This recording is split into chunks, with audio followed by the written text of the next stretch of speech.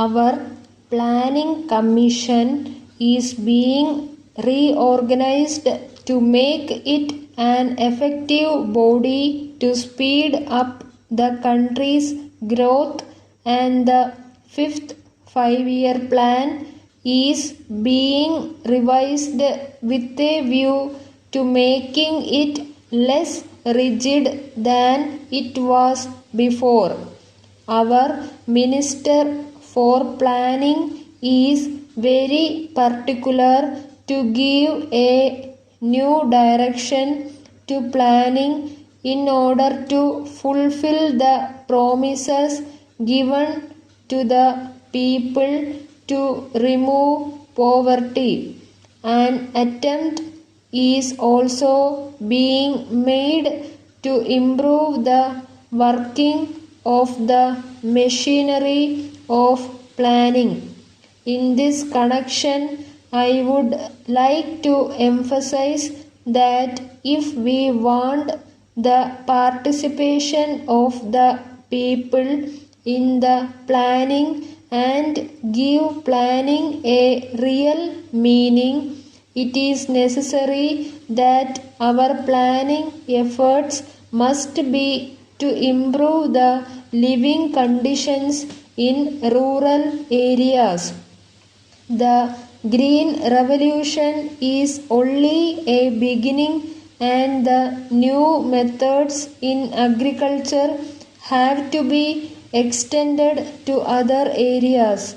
Already a number of industries suffer from shortages of agricultural raw materials, which in turn leads to rise in prices of all other goods.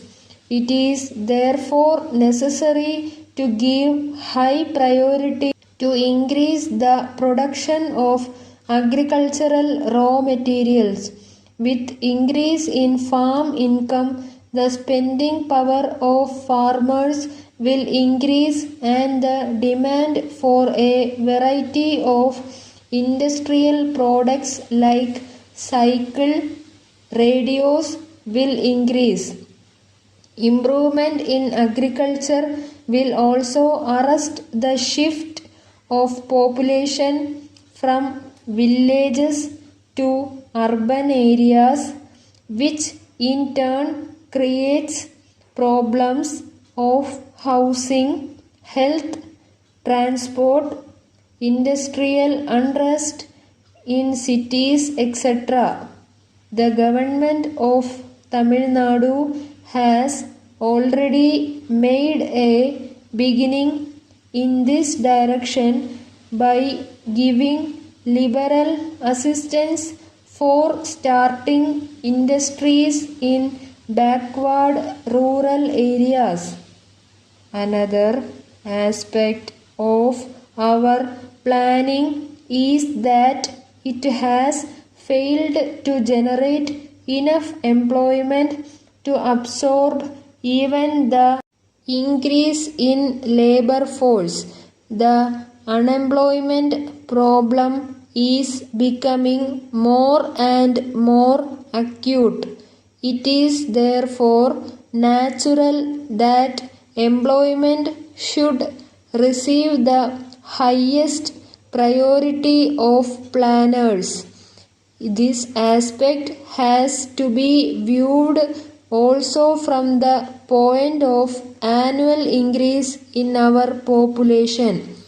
It is estimated that before this century closes, our population would reach 800 million.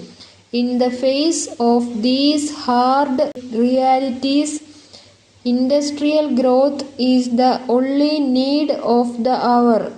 It is worth mentioning in this connection that two of our neighboring countries, namely Japan and Singapore, have attained remarkable growth during the past few years, in spite of the fact that they are not having natural resources or manpower as we have in our country. Dear sirs, in reply to your letter of the 20th August, and we are surprised to hear that the golden typewriter supplied to you in June last continues to give trouble. When our mechanic, in response to your request, called in October, he reported that the difficulty about which you quite legitimately complained was due to a cause that he fully understood and that he had applied an effective remedy. Your letter suggests that the existing trouble is attributable to a cause similar to that which compelled you to write to us in the first place. We shall be pleased to arrange for our mechanic to inspect the machine on Wednesday morning between 10 and 11 o'clock as desired, and trust that he will quickly get rid of the trouble. The golden typewriter is a thoroughly up-to-date machine, and we advise you to remove all your old models and to replace them with golden machines. Yours faithfully.